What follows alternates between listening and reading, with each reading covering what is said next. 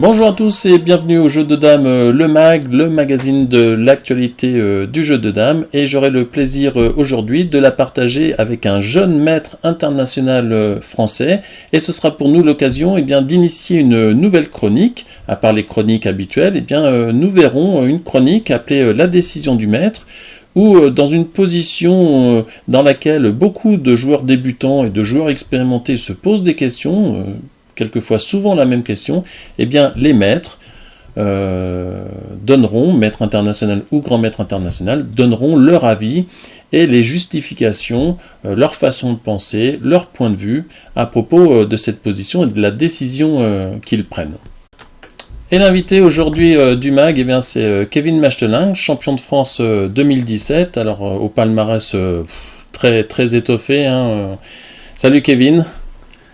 Salut Philippe. Alors quand je dis palmarès, je vais certainement en oublier parce que la liste est longue. Tu joues aux dames en compétition depuis quelle année 1999, le premier c'était la championnat de France à Et t'avais quel âge Roche-sur-Yon. T'avais quel âge 4 ans.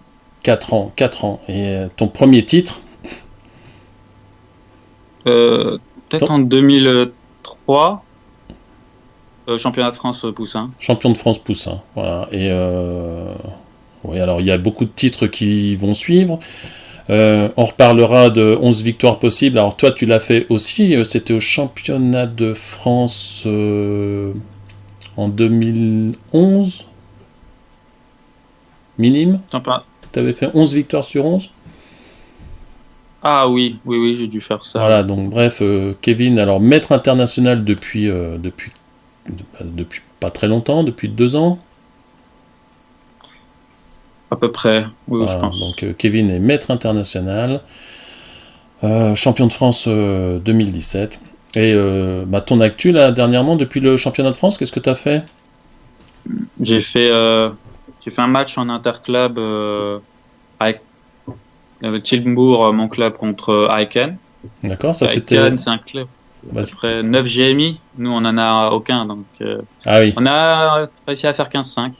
15-5, bon. Alors oui, alors toi tu as fait une partie nulle, et on verra que tes deux collègues français, Anthony et Anastasse, ça s'est un petit peu moins bien passé pour eux. Donc 15-5, oui, mais c'est une équipe aussi de jeunes, apparemment ils favorisent les jeunes. Oui. Donc c'est une jeune équipe, elle fait ses armes. Et donc rien d'autre depuis le championnat de France à part cette partie aux interclubs ? Non, enfin j'ai appris qu'il y avait une nouvelle plateforme de jeu bien meilleure que Play Hockey. Enfin, moi je la trouve bien meilleure. Alors écoute, j'en parlerai dans la chronique débutant parce que ça fera l'objet de la chronique débutant qui présentera cette très belle plateforme qui est Lead Draft, qui est en fait une copie un peu de Lead Chess.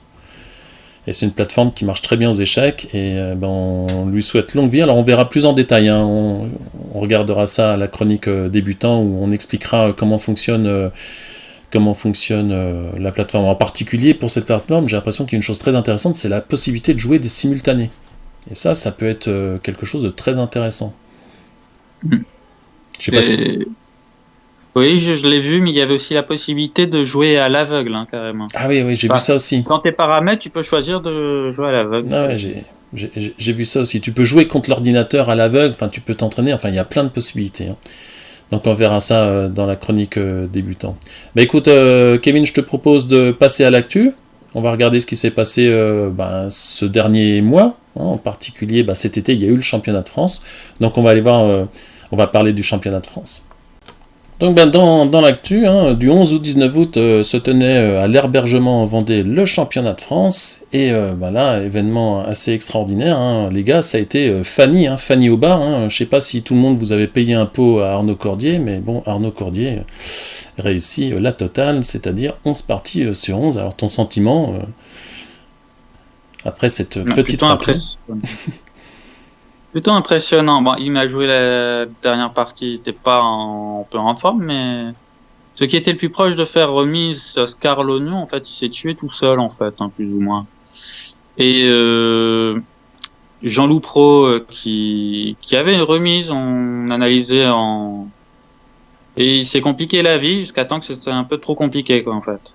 Alors en fait, il y a toujours une petite part de réussite dans un championnat de France, mais là, on peut dire que les planètes étaient alignées pour Arnaud, parce que bon, c'est sûr, il y a certainement eu des situations de remise. Hein. Je pense aussi à Thierry Delmotte qui avait certainement à la fin de sa partie difficile une partie remise. Et puis au final, bah, c'est 11 bulles. Hein. Ah oui, oui, je suis d'accord. Mais de toute façon, plus on a un meilleur fond de jeu, plus on est bon au jeu, plus on sait saisir les opportunités. Hein. On n'en a pas laissé des masses. Et il a su tous les saisir. Hein. Il est bon. Alors je suppose qu'évidemment il travaille tous ses adversaires avant de jouer. Là d'ailleurs moi ce que j'aime beaucoup dans cette photo là, hein, alors bon avec le défaut qu'on voit pas Arnaud, on voit pas son visage, mais ce que j'aime beaucoup c'est ce quart d'heure de concentration. Hein. Donc pour ceux qui ne connaissent pas le jeu de dames de compétition, il faut imaginer que les joueurs se posent à la table, donc on voit bien qu'aucun pion n'a été avancé. C'est ce qu'on appelle nous le quart d'heure de concentration où le scénario de la partie commence à se faire. Et Arnaud Cordier a toujours été très présent dans ce quart d'heure de concentration, alors que dans la salle ça s'agite, les joueurs sont pas forcément très concentrés dans ce fameux quart d'heure. Et là, t'es face à un combattant, hein, c'est un guerrier Arnaud. Hein. Alors bon, toi aussi, hein, l'année dernière, t'avais montré aussi des grosses qualités psychologiques. Je me rappelle de la dernière partie où t'es allé chercher le titre de champion de France. Elle était extraordinaire cette partie. Oui, hein, en plus j'étais en chat. Enfin, c'était contre Jean-Loup Pro. Il était assez solide. Je devais aller chercher un gain. Enfin, j'avais calculé ça. Et malheureusement, il était tellement solide quand j'ai dû me mettre en porte-à-faux et tellement qu'il devait gagner. Mais j'ai réussi à renverser ça. Ouais. Beaucoup avec les nerfs quand même parce que en vrai, c'était perdu. Hein. Je l'ai vu. Hein. J'ai fait un gros bluff hein, à un moment donné. Ah ouais. C'est passé. J'ai eu la chance d'ailleurs qu'il m'a laissé l'opportunité de renverser la situation. Hein. Je l'ai saisi. Et cette année, j'avais un peu moins la niaque. Ouais, alors bon, t'étais champion de France, alors peut-être tu t'es mis un peu. Je crois savoir que t'avais une petite pression personnelle, tu te disais, allez, je suis champion, faut que j'honore ce titre. Quand même, t'avais à cœur de faire quelque chose de bien. Et d'ailleurs, on va peut-être le voir dans une de tes parties, ça commence peut-être dès la deuxième partie, on va en parler hein, tout à l'heure de ta partie avec Oscar, tu vas nous la commenter. Peut-être que dès cette deuxième, tu veux peut-être imprimer peut-être une marque, non Ou je suis dans le faux en disant ça Non, pas vraiment. Je savais qu'Oscar était un joueur assez fort. Enfin, je le connais. Hein. Il m'a souvent gagné lors des championnats de France ou autre chose. Je savais que c'était un adversaire coriace, mais je voulais surtout ne pas perdre. Et non, je l'ai joué en fait. J'ai joué à ma façon. Vraiment, ça a très bien tourné pour lui en fait. Et je comptais pas particulièrement la gagner en fait. Je comptais surtout ne pas avoir une belle remise contre lui. D'accord. Bon. C'est pas... Eh ouais, ça s'est fini un peu difficilement, là. Tu nous en parleras tout à l'heure. Donc on voit hein, les résultats. Hein, Arnaud Cordier avec cette série impressionnante de 2. Donc Oscar finit deuxième, Jean-Loup Pro troisième, André Berceau quatrième, et puis Kevin, donc champion de France 2017, mais là cinquième, bon c'est honorable. Hein. Et puis voilà, tous les résultats. Alors vous aurez tous les résultats sur le site de la Fédération française.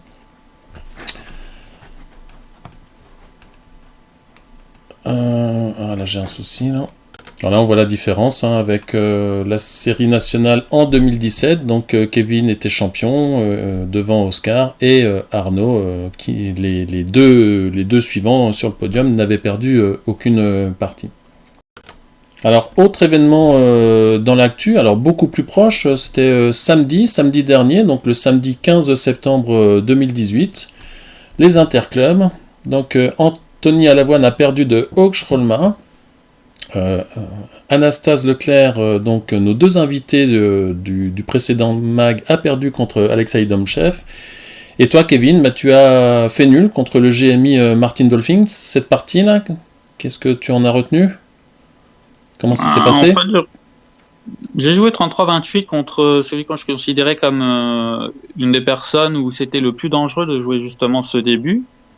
Donc, l'optique de voir en fait exactement ce qui allait se passer. Et apparemment, je m'en suis pas trop sorti avec des soucis techniques dans le début en fait. Enfin, avec l'approche qu'il a tenté cette fois-ci.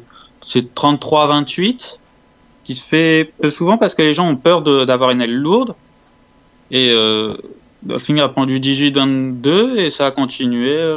J'ai pas eu franchement de soucis dessus. Donc Alors, t'es habitué à jouer 33-28 ou c'est pas une ouverture que oui, tu oui, pratiques? je joue assez souvent en fait. Ah oui, tu Ce joues qui se assez passe, souvent. c'est que sur 17-21, je joue vers le centre avec une proposition de semi-classique probablement. Et sur 19-23, c'est du classique. Par contre, 20-25, c'est un peu plus particulier, mais je connais aussi un peu la théorie. D'accord. Mais les gens ont peur de jouer 33-28 parce qu'ils ont peur d'avoir une aile lourde. Et sur certains débuts théoriques, quand c'est mal joué, c'est vraiment ce qui se passe. En fait. Ok. Voilà, autre événement, une épreuve de la Coupe du Monde. Alors ça fait envie, on aimerait bien pouvoir y participer. Alors pour moi, c'est un peu inaccessible, mais peut-être que c'est un de tes challenges un jour, pouvoir participer à cette Coupe du Monde. Et alors ici, là, on voit l'épreuve du Turkish Open, hein, qui se joue à Izmir en Turquie. Et donc, c'est des épreuves qui ont lieu tout au long de l'année, qui sont qualificatives pour le grand événement qui va avoir lieu en fin d'année en Chine, doté de beaucoup d'argent. Donc, il y a beaucoup de grands maîtres qui se déplacent. Et on voit ici les résultats provisoires, hein, parce qu'on n'est qu'à la 5e ronde. Et Ivan Trofimov est en tête. Et alors, par contre, la surprise, Schwartzmann, qui s'est fait battre par le Polonais Kozobutski. Je ne sais pas si tu connais ce joueur, Kevin. Bah, j'ai déjà joué contre lui à Lille en 2010, il me semble. Si c'est la bonne année. Ouais. Il m'avait gagné, mais enfin j'avais été déconcentré par un visiteur. Mais enfin, oui, j'ai déjà joué contre lui. D'accord. C'était au championnat du monde non, c'était comment on appelle? C'était World Mind Sport Game à Lille. Ah oui, d'accord. Donc on a en particulier l'invité du MAC 2, là, Tommy Lucien Bongo, le Camerounais, qui est un peu placé en embuscade pour l'instant, donc il a 2 points de retard de Trofimov. On espère pour lui qu'il réussira à faire la même chose qu'à Abidjan. Bon, il a 2 points à rattraper quand même, ce sera pas évident, mais tout est possible. Hein. Voilà donc pour les événements majeurs qui se sont produits ce dernier mois. Ce que je te propose, Kevin, c'est de revenir sur les interclubs des Pays-Bas qui ont eu lieu ce samedi. Alors on a trouvé pas mal de belles combinaisons. Et puis éventuellement tu nous donneras quelques sentiments à propos de ces combinaisons. Alors les combis du mag vont s'arrêter cette fois-ci sur les combinaisons qui se sont déroulées pendant les interclubs des Pays-Bas ce 15 septembre 2018, mais avant cela on va s'arrêter sur une combinaison jouée au tournoi MTB cet été. La partie oppose Henk Jonker à Nick Waterink et les blancs viennent de jouer 45-40. Les noirs, logiquement, attaquent le pion, mais les blancs réservent une bien mauvaise surprise à leur adversaire. Les blancs jouent et gagnent. Une petite musique qui nous accompagne sur la recherche de cette première combinaison.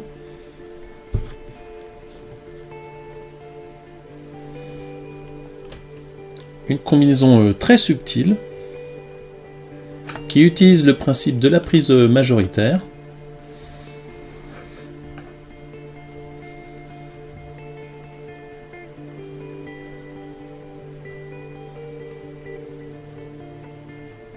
Voilà. Et la solution,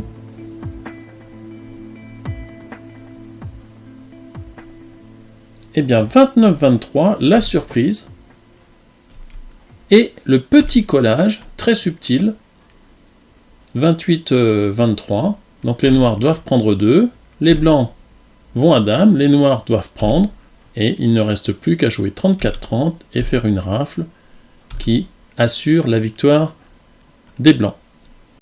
Deuxième combinaison, elle est l'œuvre du génial tacticien Hans Janssen, qui ici surprend son adversaire dès l'ouverture. Vous allez voir que ça va aller très vite. Donc l'adversaire Koos van Amerongen se fait surprendre ici de très belle manière. Voilà, les noirs pensent ici bloquer l'aile gauche blanche des blancs, mais c'en est fini pour les noirs. Les blancs jouent et gagnent.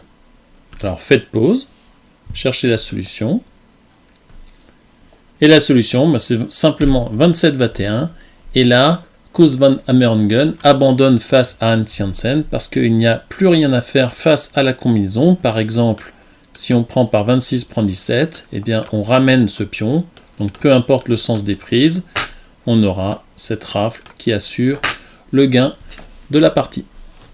La partie suivante oppose, toujours dans les interclubs des Pays-Bas 2018-2019, Makudundiaï à Marcel Monteba, qui commet avec les Noirs l'erreur de jouer 9-14. Et Makudundiaï exécute son adversaire par une combinaison très subtile et assez rare.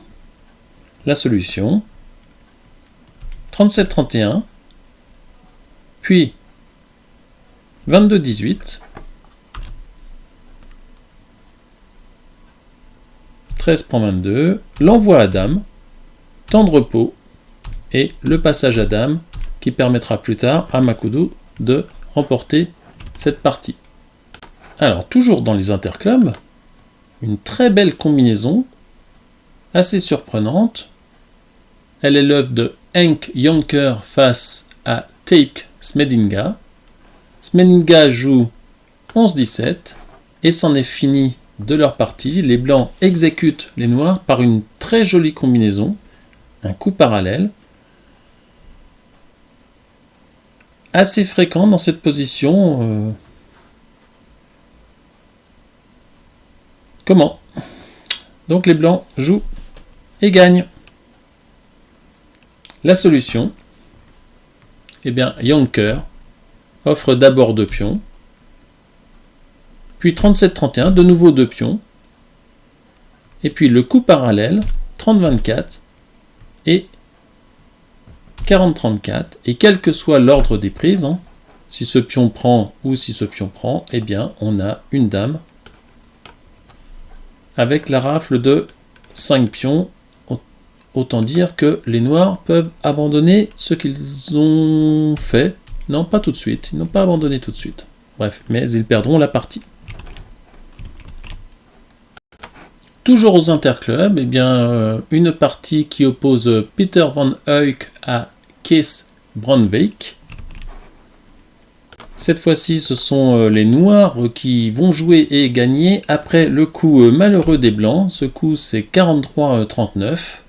Et à la suite de ce coup, eh bien, les noirs jouent et gagnent par un coup de contact. Et la solution, 22-27.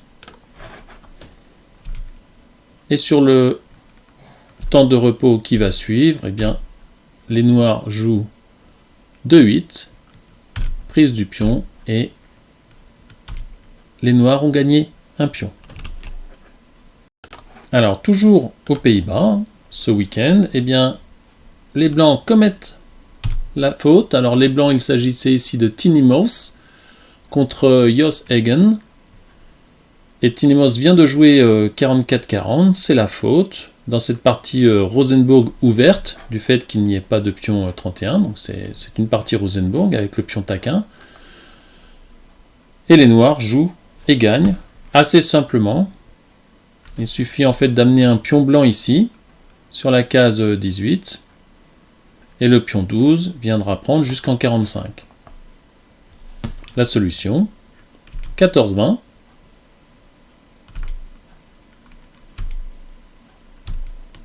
Et simplement 27-31, prise de 2 pions obligatoire, et le passage à dame qui assure la victoire. Alors une combinaison qui engage notre invité Kevin. Il y a déjà 8 ans de cela, au championnat du monde des jeunes, il rencontre le futur grand maître Martin van Isendorn, qui a été champion des Pays-Bas. Et là, il est en fâcheuse posture, Kevin, et malgré cela, regardez comment les choses vont se dérouler. Kevin a les noirs, il a un pion de moins, et il va tenter une petite combinaison ici. Son adversaire tombe dedans, 43-38, la très grosse faute. Et Kevin exécute son adversaire, ça fait très très mal, la dame doit prendre, on donne 2, il n'y a plus de pion noir sur le damier. Le dernier pion noir, mais la dame qui ramasse tous les pions. Et c'en est fini de la partie blanche, parce que là on est dans une finale, tout ce qu'il y a de plus classique. Et la partie sera évidemment perdue pour les blancs. Extraordinaire. Donc, comme quoi, il faut toujours garder espoir, même avec un pion de moins, même contre un fort. Alors, on ne trouve pas beaucoup de combinaisons qui engagent Kevin dans la base de données. Alors ici, une combinaison assez mignonne et assez surprenante. En tout cas, les noirs se font surprendre. Il s'agit de Tiny Moss. Et les noirs, donc Moss, jouent 2-8 et se font surprendre par une combinaison en 3 temps. Presque directe. Néanmoins surprenante. Donc la solution, 29-24 et 27-21 avec une dame et plus tard le gain de la partie. Alors néanmoins, Kevin sait nous gratifier de très beaux fragments tactiques. Donc il y a déjà 5 ans au championnat des Pays-Bas dans la classe B, eh bien il joue ici contre Emil Laser et il va bloquer le jeu adverse sur l'aile gauche noire par ce coup un peu surprenant, 29-24, mais vous allez voir qu'il a une origine tactique. Et après ce très beau coup 47-42, que peuvent faire les noirs? Ils n'ont pas grand choix. Le seul en fait correct est 28-32, mais il semble que ce 18-23 soit correct, mais Kevin finit le travail par 34-29 et puis on renvoie et sur le temps de repos 24-20 et le gain du pion et plus tard de la partie. Un très beau fragment tactique de notre champion de France 2017. Cette victoire contre Isendorn, donc au championnat du monde cadet 2010, tu en as des souvenirs? Tu te rappelles de ce tournoi? De ce tournoi, plus beaucoup. Je me souviens surtout de ma partie justement contre Isendorn. Ah oui. C'est une partie classique. Il commence à faire un coup qui est très bon en fait. Il perd une pièce, il me semble. Il va déborder, je vais déborder, sauf que lui, il a un crochet. Et en fait, il veut continuer la fin de partie, qui est assez difficile à mener de bout en bout. Il avait probablement un gain théorique même, mais avec la fatigue aidant, il s'est pris les pieds dans le tapis en fait. Ah ouais, là c'est bien pour moi. Tu le ramasses d'une façon quand même. Oh là, ça a dû le faire un peu rager quoi. C'est assez terrible oui. Il a bien pris. Il l'a plutôt bien pris, mais oui, ça a dû faire mal au moral pour lui quand même. Ouais, c'est sûr. Et donc tu avais fini 5e à ce championnat du monde. Quelque chose comme ça, oui. Malheureusement, j'étais en dehors du podium. Ouais. Mais après avoir battu Isendorn, j'étais premier avec 2 points d'avance. Mais j'ai loupé la suite. Il y a toute la France qui était derrière toi à ce moment-là. Hein. Alors il faut dire aussi que tu as toujours remporté, chaque année tu as remporté un titre. Et c'est peut-être que 2018 où là c'est un peu vide dans le palmarès. Là, il s'est rien passé d'extraordinaire pour toi. Pas de titre. Pas champion de France. Bon, t'es plus très jeune, hein, maintenant tu commences à faire partie des seniors. Donc c'est fini le championnat des jeunes. Bon, il faut redevenir champion de France. Hein. Tu vas faire comment là? Qu'est-ce qui te reste à bosser?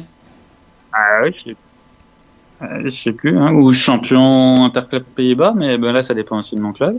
Ouais. Et d'Anthony et d'Anastase, les gars. Pas beaucoup de championnats non plus en 2000. Non, je disais, ça dépend d'Anthony et d'Anastase. Hein, et bon. on suivra le résultat futur. Perdre aussi, Ouais.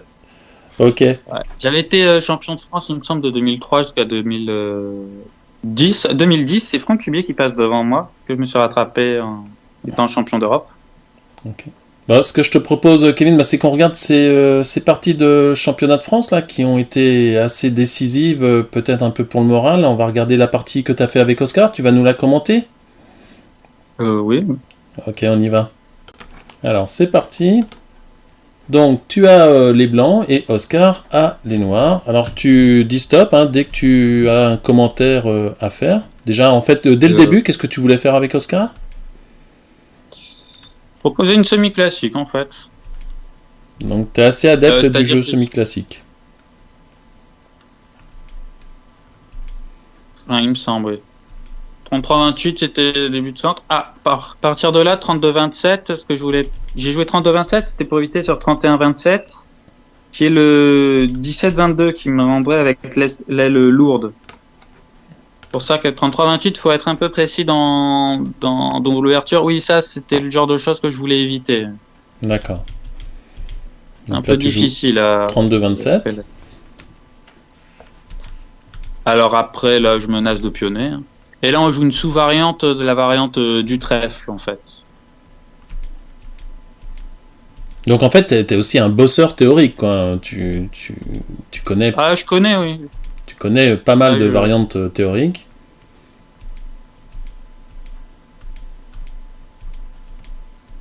Enfin, principalement dans les grandes lignes. Dans les détails, c'est autre chose, mais... Alors, l'idée est simple, hein. Moi, c'est de faire pression sur son aile droite. Ça me ramène beaucoup de tempo aussi. Alors c'est souvent le genre de pionnage là que tu viens de faire, c'est souvent le genre de pionnage qu'on ne voit pas chez les débutants. Chez les débutants, il va y avoir des 40-34, des 34-30, et souvent j'ai remarqué que les débutants ne viennent pas attaquer cette aile courte noire. C'est souvent la marque des maîtres, hein, ce genre d'attaque. Ouais, je ne vais pas encore trop porter attention à ce détail, oui. Voilà, alors ça c'est peut-être le passage. Oui, à ce stade, en fait, faut que je fasse attention à ce que à ce qu'ils ne viennent pas faire 23-28, qu'ils viennent attaquer mon pion par derrière. Et si je fais 42-37, ils gagnent la pièce ou simplement en attaquant justement au centre. Au blanc, hein. Donc sur 42-37, l'attaque 23-28. Bah, gagne la pièce parce que je peux pas fuir avec la pièce. Je peux pas faire 22-17. Ce qui fait 4-9, 13-18. Enfin, il fait l'envoi à dame et il envoie la dame en 7 et il y a le coup, quoi. Ouais, un très, très joli coup. Avec le passage à dame. Donc 42-37, mauvais. Bah, à partir de là, bon, en fait, je voulais pas tout de suite partir dans des variantes avec Gambit, avec menace de déborder. C'est un peu mon plan, justement, de jouer contre l'aile courte droite. J'ai joué un peu en étant pressé. J'aurais bien aimé pouvoir attendre un peu. Mais là, l'occasion, c'est pas trop faisable. À la limite, peut-être un 22-17. Bon, avec ce que j'ai joué dans la partie, je gagne des perspectives de gain, mais... Donc là, tu rentres dans une variante de Gambit. Ouais. Donc tu perds le pion, mais ça te donne quand même un peu l'initiative. Et donc il a une aile droite un peu faible. Donc là, on pense que oui, le débordement est possible, mais ça va se compliquer un peu. Ouais. Donc si tu peux commenter cette phase-là. À 35-30 est un peu embêtant après, parce qu'après je peux pas passer par 22-17, parce qu'il y a le 1 pour 2 tout simplement. 35-30 c'est un peu un choix délicat en fait. À l'analyse finalement j'aurais probablement 49-43 est plus embêtant pour les noirs, mais...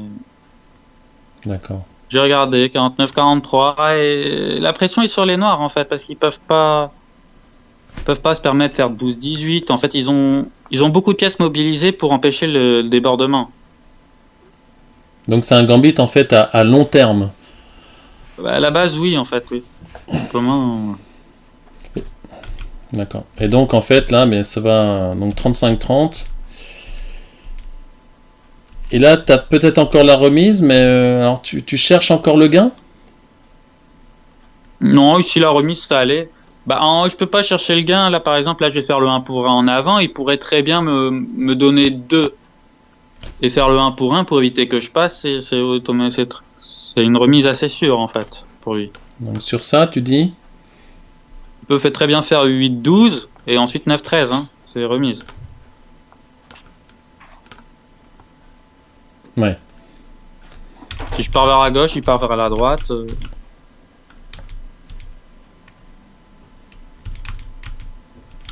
Donc la partie se poursuit. Et là, bah, tu es en difficulté. Là, je me suis trompé. En effet, apparemment, fallait faire sur attaque, faut faire 44-39, qui fait qu'il attaque plus tardivement. Alors, on va pas analyser complètement la partie, mais donc tu as pris un gros risque en faisant ce gambit à long terme, mais en même temps, tu dis que c'est un peu pressé que tu as fait ce gambit à long terme. Et puis oui, en fait. Et puis bon, ça se passe pas très bien en fin de partie. Comment t'as reçu cette partie-là au moral là? Donc c'est la deuxième partie du championnat de France et tu perds dès la deuxième partie. Ouais, c'était difficile parce que comme j'avais pas beaucoup pratiqué, j'avais pas encore fort confiance en mon jeu. Après, c'est plus difficile à dérouler en fait. Et en plus qu'on sait qu'on doit rattraper des points, ça met une pression sur le jeu qui permet pas de bien... D'accord. T'es en train de dire que t'étais peut-être un peu moins entraîné au niveau calcul. T'es en train de dire que d'une année sur l'autre, le calcul, on peut le perdre assez rapidement? Les capacités de calcul? Non, ça je pense pas. Mais d'une année sur l'autre, on pense pas les premiers coups auxquels on pense, ils vont pas être aussi tranchants les uns que les autres en fonction de la forme. Je me rappelle d'une année où, par exemple, où au championnat de France, Jean d'Almeida, il avait simplement mis la position Waldoubry, et je l'avais carrément oublié. Je la calculais plus. Et les premiers coups, c'était plus les bons coups. D'accord. Donc les réflexes, oui, bah, il faut. Donc t'étais un peu en manque de travail au moment du championnat de France. Et d'autant plus, par anecdote, à un moment, il y avait un championnat en Belgique qui allait avoir lieu, quoi, pour se redégourdir. Et il a été annulé parce que c'était un match, c'était une journée où l'équipe des Diables Rouges, ils avaient un match lors du mondial de foot. Ah oui. Ok. Alors on va regarder une deuxième partie, une partie intéressante, moi je trouve, au niveau de l'ouverture. C'est la partie que tu as jouée contre Thierry. Alors, commentaire suivant de Kevin, donc je rappelle, maître international, qui joue contre Thierry Delmotte, un autre maître international du championnat de France 2018.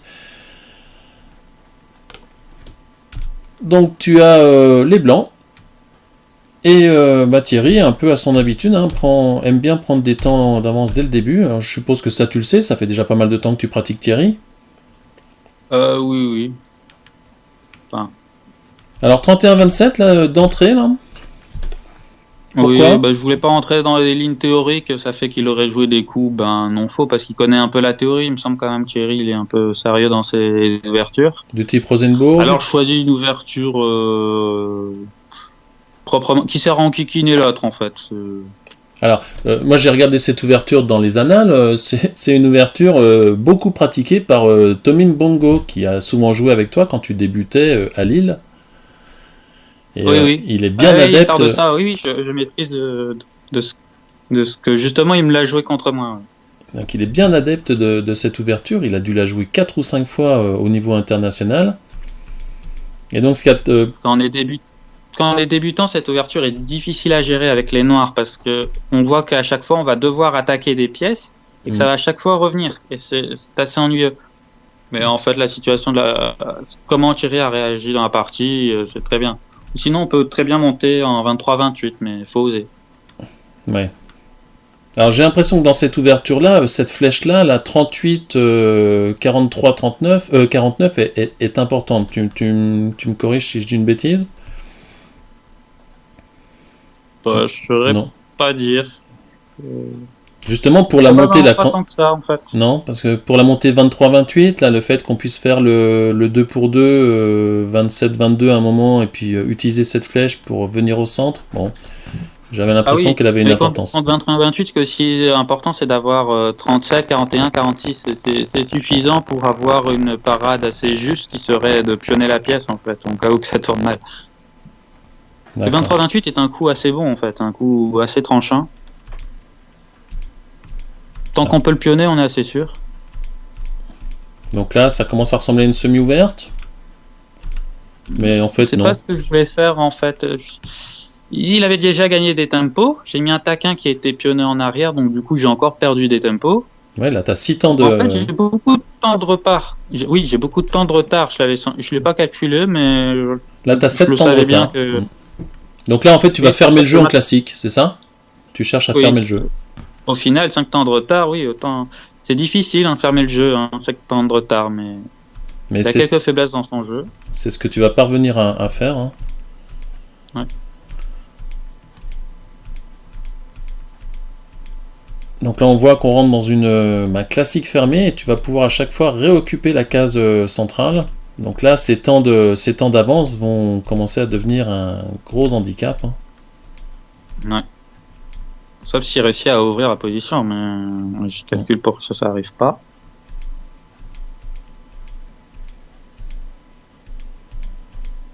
Ouais, là, il est dans une situation un peu délicate.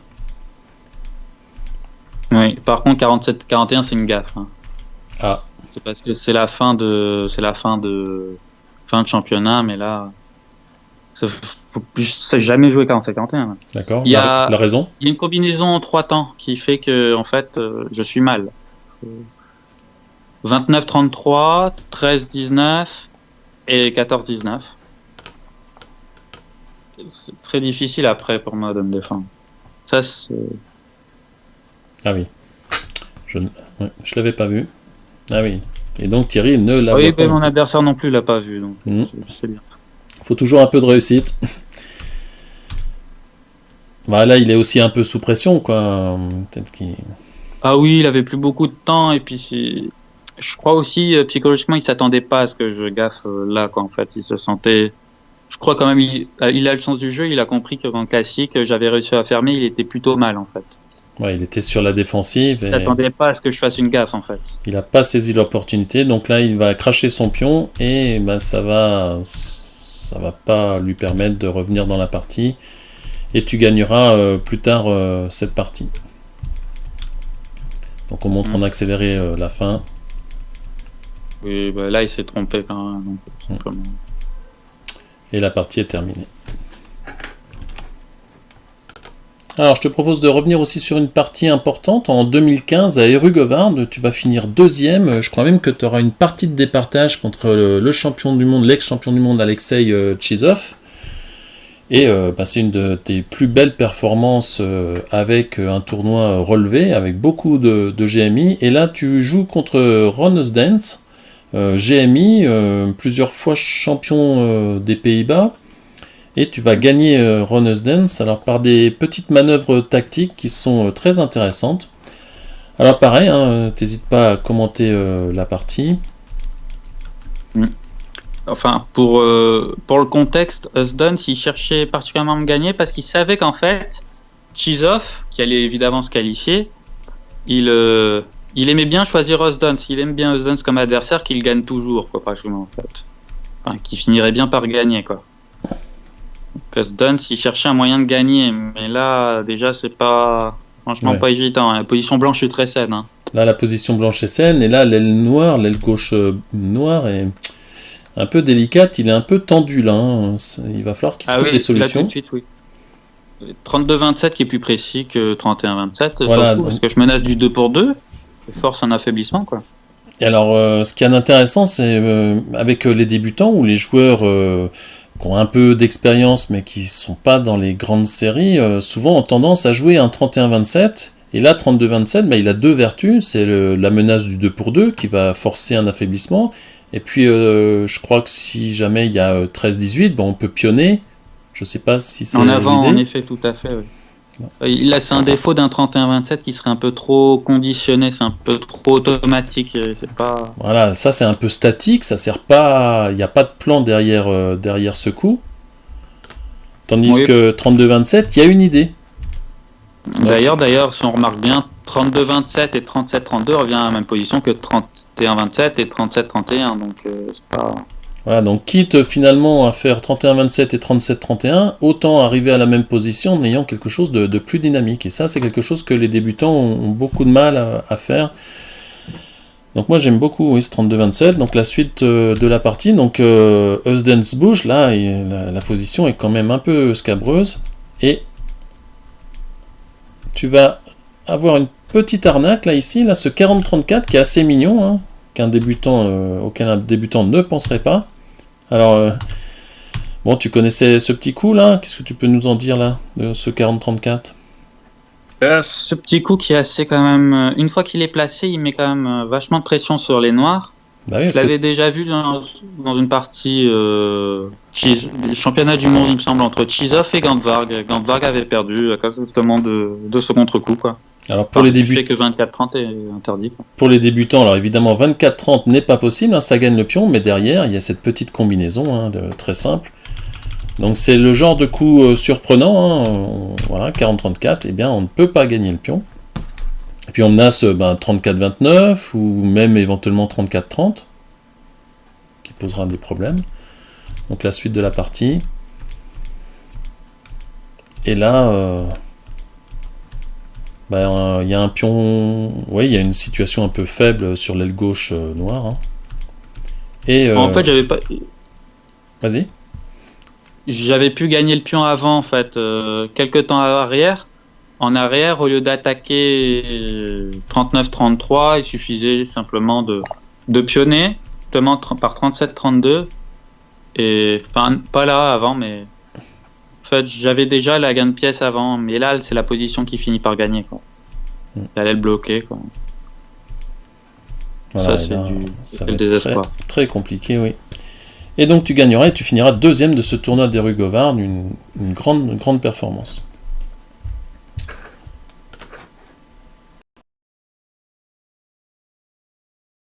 Alors pour terminer, Kevin, sur les fragments techniques, eh bien, on va initier une nouvelle chronique que j'ai appelée la décision du maître.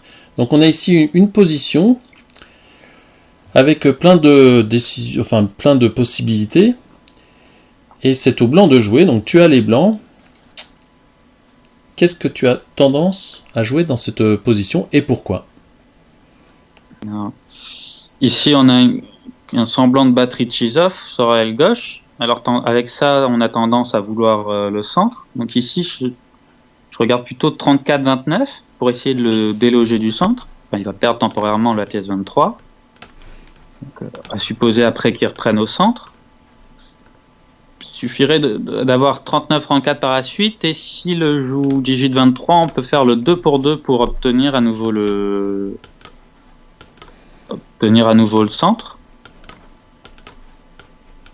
C'est probable, ça fait quelques d'échanges. Alors est-ce que tu ne crains pas cette aile gauche là qui est peut-être sujette à attaque après? Ah non, il y a une attaque, c'est bloqué. Non, ce que je crains, c'est d'avoir créé trop d'échanges et qu'il puisse simplement se reconstruire facilement. Savoir l'un ou l'autre.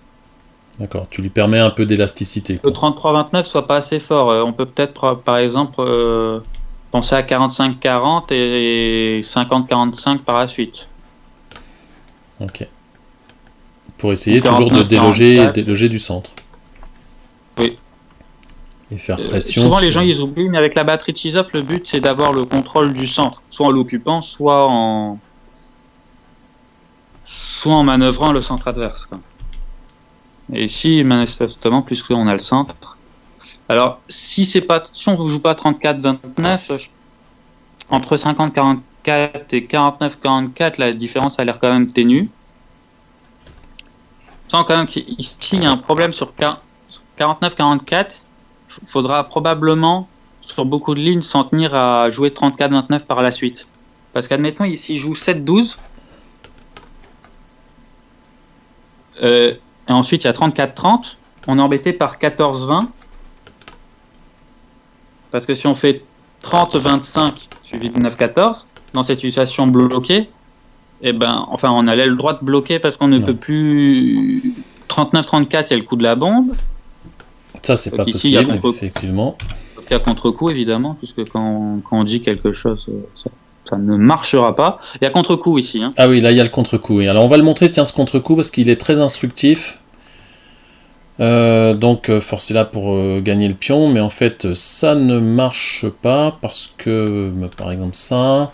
Non, pas ça. Non, pas lui. Alors, pas lui. L'autre. Oui. Ok. Donc ensuite, là c'est très au noir. Donc ça.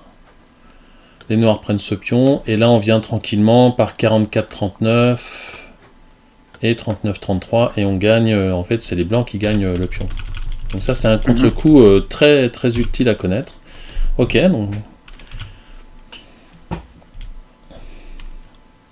Bon, sur le principe 49-44, je voulais dire que c'est que derrière, on risque de se bloquer les coups. Mais ce qu'il faut faire, justement, ça montre bien qu'il faut faire attention au principe et que le calcul est généralement supérieur. Hein.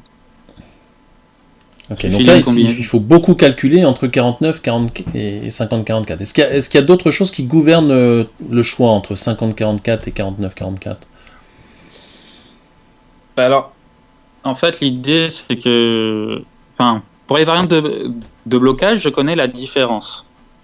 Et pour les variantes de débordement, je connais. Mais malheureusement, ici, on ne sait pas si la position va s'ouvrir ou être fermée, en fait. C'est bien ça qu'il faut savoir. Alors, quand tu parles variante de débordement, quelles sont les différences entre 50 et 49-44 ?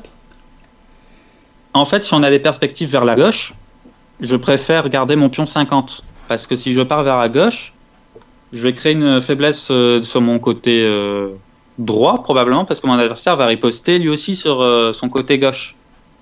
Si je pars vers la gauche, mon adversaire va partir vers ma droite, donc généralement. Donc je préfère garder 50, qui est un meilleur défenseur sur mon aile droite que 49.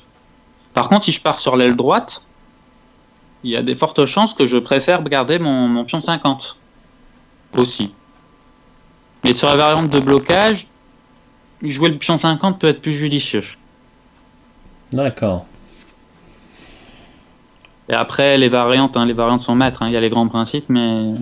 Et donc, là, si tu avais à choisir, quelle grande décision tu prendrais ? Parce que là, c'est quand même une décision importante. Alors, bien sûr, tu vas pas avoir le temps de calculer la position. Tu pencherais pour quelle décision ? Ça dépend beaucoup du contexte. Si je dois absolument gagner, je risque de ne pas jouer 34-29. Et dans une position où remise avantageuse me suffit, je pense que 34-29 me va. Mais c'est possible que j'ai à chercher plus tranchant, et dans ce cas-là, je crois qu'au final, je choisirais 49-44, justement à cause de la variante qu'on vient de voir.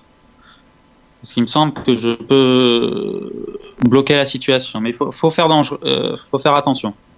D'accord, donc ton penchant 49-44, mais bon, ça demande peut-être un calcul plus approfondi.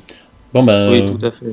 Merci beaucoup. 34-29 est absolument pas dangereux et garde un léger avantage pour les blancs, je pense. Bon, je pense que tous les joueurs auront apprécié ce petit fragment d'analyse. Alors, cette même position sera montrée à plusieurs maîtres. Alors, vont te succéder Oscar Lognon, il y aura aussi Arnaud Cordier, et puis il va y avoir, au mois de novembre, on aura Jean-Marc Njofang, multiple champion d'Afrique, et puis vice-champion du monde en 2013. Donc on aura des discussions qui vont être intéressantes sur une situation finalement classique et qui arrive très souvent. En tout cas, ce type de position à l'allure un peu fermée en classique. Très épineuse pour les débutants et même pour les maîtres. Ça reste assez abstrait. On ne sait pas trop quoi au final. Ok. Bon Kevin, super, on a parlé technique, on a vu quelques fragments très intéressants, certaines de tes parties, certains fragments aussi, quelques combinaisons, et cette nouvelle chronique, je pense qu'elle est assez riche. Alors ton actu dans le futur, je suppose il y a les interclubs, tu joues dans 15 jours ? Oui. Tu sais le club que tu joues ? Non, généralement ça c'est le genre de choses pour laquelle je suis un peu laxiste. Je sais pas quel club je joue, quel endroit. Mais ce qui importe, c'est que dans ma partie, surtout en interclub, comme on a la pression de tous les coéquipiers, je trouve que le plus important, c'est de ne pas perdre. Avoir quelques chances de gain, c'est bien, et surtout pas être celui qui fait vaciller l'équipe, en fait. Ah oui, j'ai vu là, il y a eu une rencontre entre deux clubs là, des Pays-Bas. Il n'y a eu que des parties nulles et une seule défaite. C'est faut pas être celui-là. Et bon, à part les interclubs, est-ce que tu as prévu de faire un tournoi international ? Est-ce qu'il y a quelque chose dans le calendrier ? Alors récemment, il me semble, comme j'avais été champion de France il y a il me semble que j'ai ma place au championnat d'Europe qui est en remboursé. Il faut faire les démarches, et comme ça en Russie, il faut faire la carte bleue, le carte Le visa, la carte visa, ouais. Il faut y aller avec sa carte. Hein.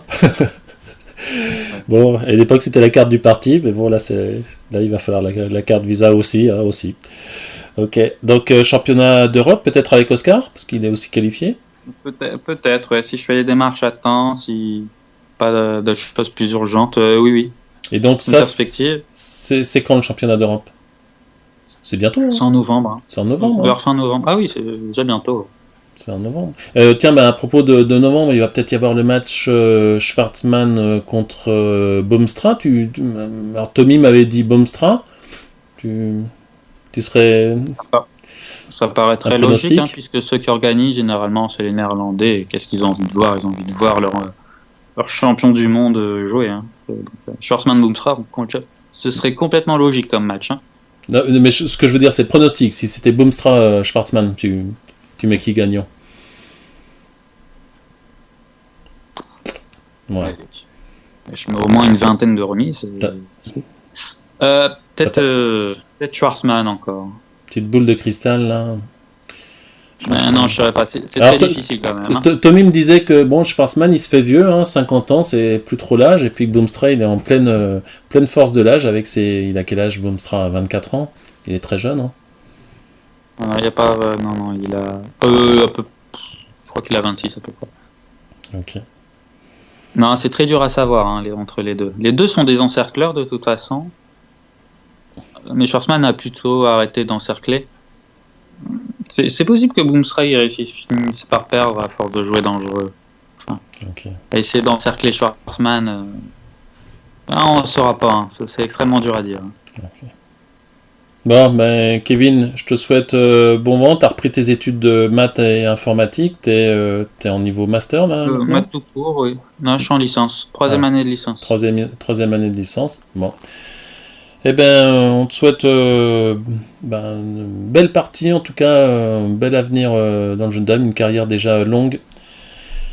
Et puis, on suivra le championnat d'Europe avec grand intérêt. Kevin, j'ai été ravi de t'avoir à SMAG. Non, merci, c'est un plaisir pour moi. Super. Eh ben, écoute, à bientôt et bon vent. Ciao, Kevin. Ouais.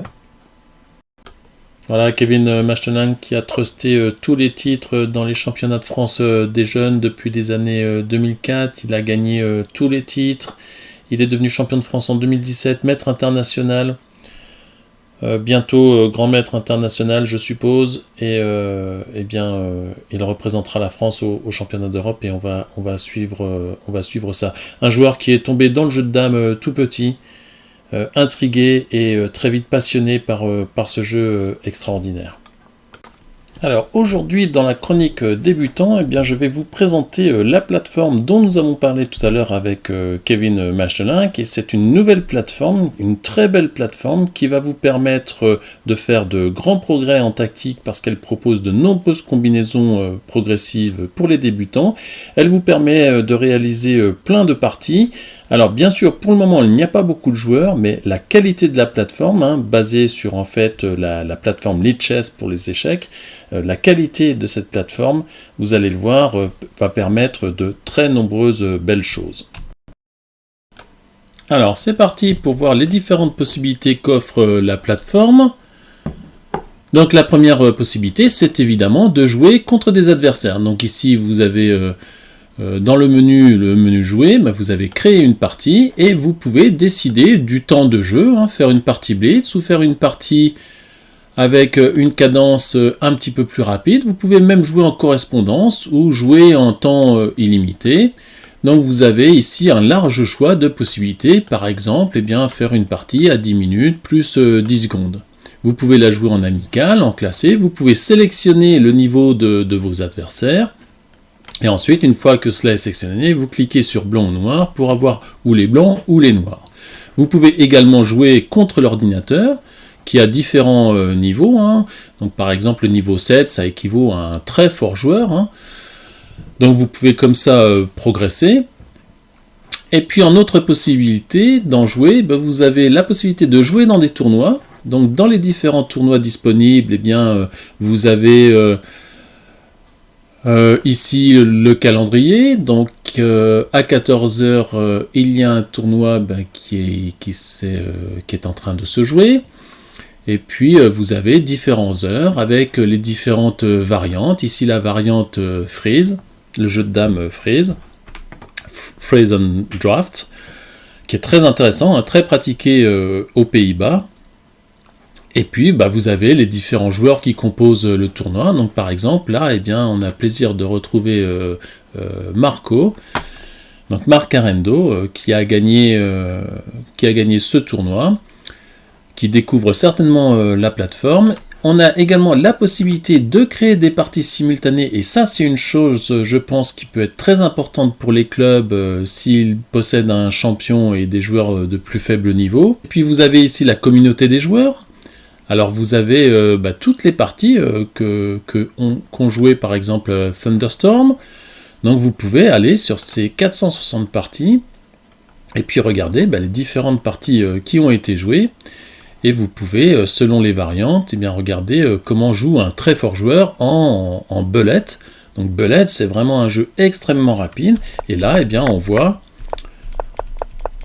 la progression de la partie, ce qui peut nous donner des petites idées d'ouverture. Et donc on a une large possibilité, on a une grande gamme de possibilités.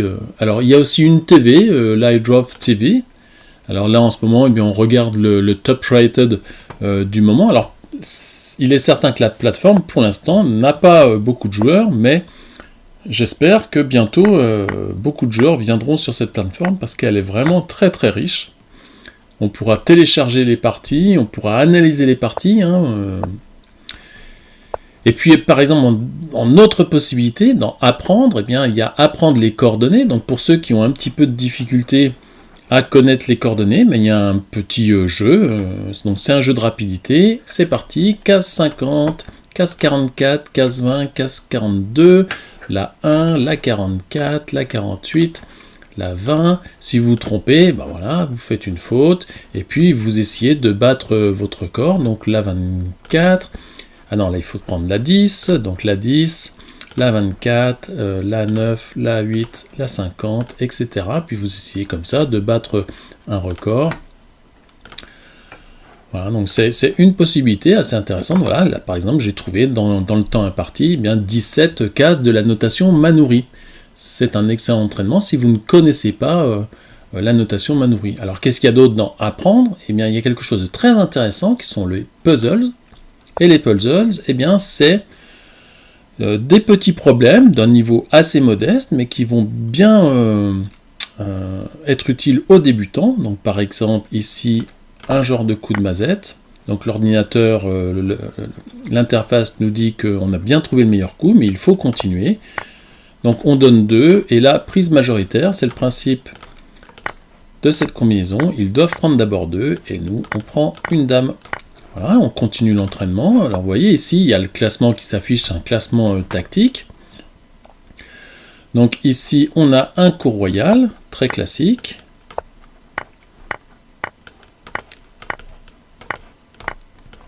Voilà, donc je découvre avec vous les coups. Qu'est-ce qu'on a ici? On a un petit coup très classique,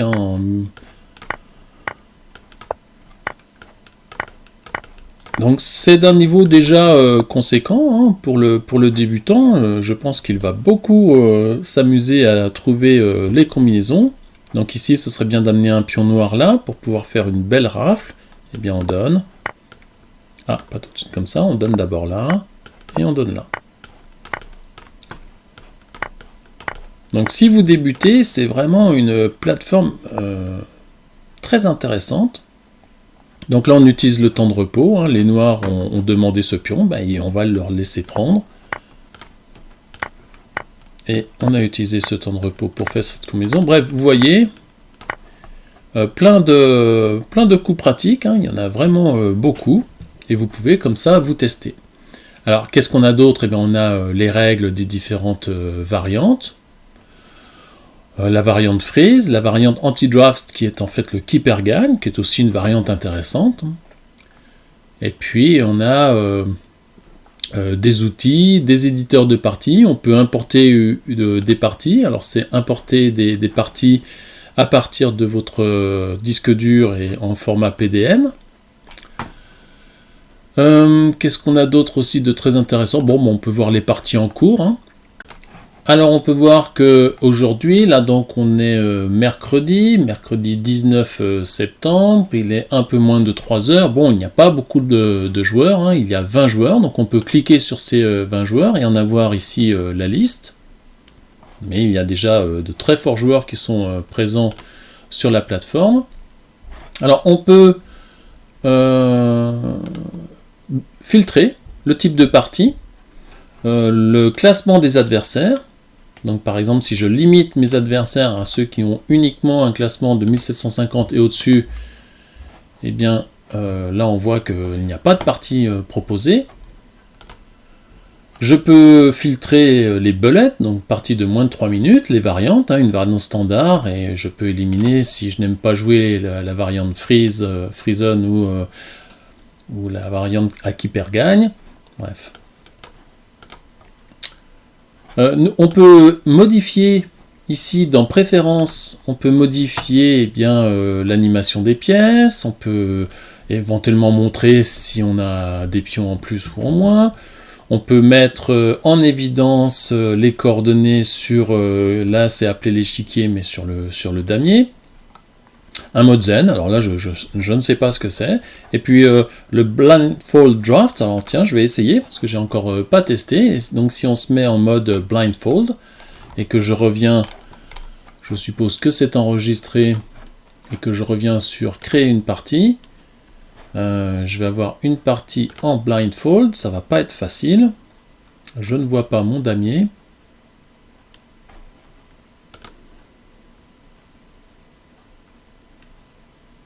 Alors je peux éventuellement jouer contre l'ordinateur en blindfold, on va essayer ça. Voir ce que ça donne. Eh bien oui. Donc je joue 32-28. L'ordinateur répond 19-23, je prends, il prend 37-32, vous voyez, je joue une ouverture. Donc on peut s'entraîner à réaliser des parties en aveugle. Donc c'est très intéressant. Alors, dans les autres possibilités, toujours dans préférences, on peut regarder la pendule, on peut modifier avec par exemple une alerte quand le temps devient critique.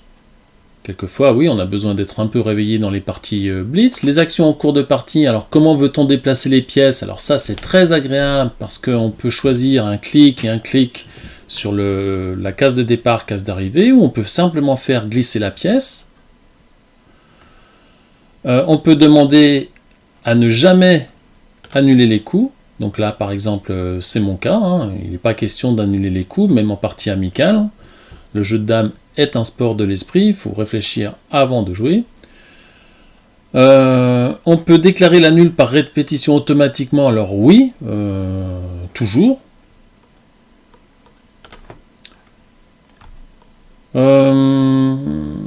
Demander la confirmation de l'abandon, bref, différentes possibilités que je vous laisserai tester. Donc une interface vraiment très intéressante, et on va retourner un peu sur les puzzles, et puis je vous propose de regarder quelques coups. Alors ici, on a une combinaison, les blancs jouent et gagnent. Quelle est-elle? Eh bien on voit que si on amène ce pion noir ici et qu'on donne ensuite 2, on a une dame. Voilà, donc pour les débutants, c'est vraiment très intéressant. On continue. Alors ici, on a un coup de promenade. Ce pion-là, on va le faire arriver ici. On donne, on donne.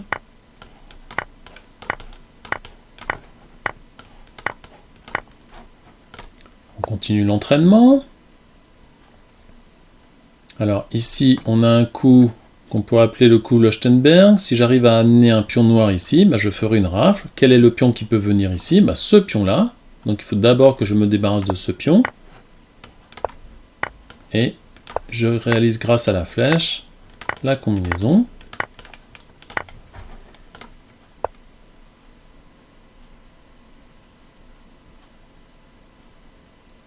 Alors ici, je ne trouve pas...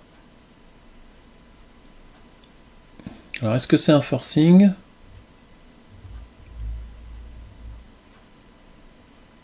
Il est possible que ça soit un forcing. Bon, moi je vais attaquer la pièce. Alors non, c'est pas ça. Ah oui. Donc, on offre une lunette, et ensuite on donne deux. Alors quelquefois il y a plusieurs solutions, mais j'ai l'impression que le concepteur n'en a privilégié qu'une. Alors ici on a un coup renversé, on donne, et prise majoritaire, on ne peut pas prendre un, il est obligé de prendre deux.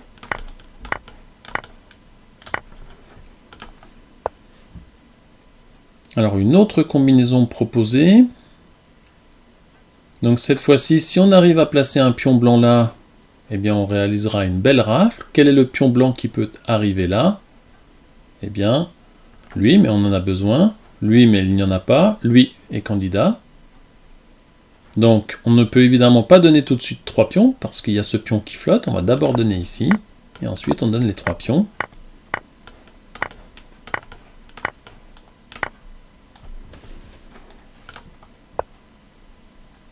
Alors, une nouvelle combinaison, qui s'appelle le coup du tiroir. Donc le principe, c'est d'arriver, grâce à ce pion, à faire cette rafle-là. Donc il faut d'abord faire un trou ici. Et on va faire un coup de revenez-y avec ce pion-là. Donc l'idée, on va donner 2 pions, il va venir ici, et on renverra. Mais il faut d'abord faire ce coup. On donne 2 pions. On crée le trou. Et on renvoie. On a ainsi une dame qui nous assure le gain. Donc c'est vraiment très agréable. Alors ici un coup très classique qui s'apparente à une version un peu simple du coup de l'express. Voilà, donc je vais vous laisser prendre connaissance de cette plateforme. N'hésitez pas à faire de nombreuses parties. Voilà, le jeu de dames, le mag, c'est terminé. J'espère que vous aurez passé un bon moment en notre compagnie. A bientôt pour un prochain mag. Le prochain invité, c'est Oscar Lognon. Suivra Arnaud Cordier et puis d'autres invités, maîtres ou organisateurs de tournois. A bientôt.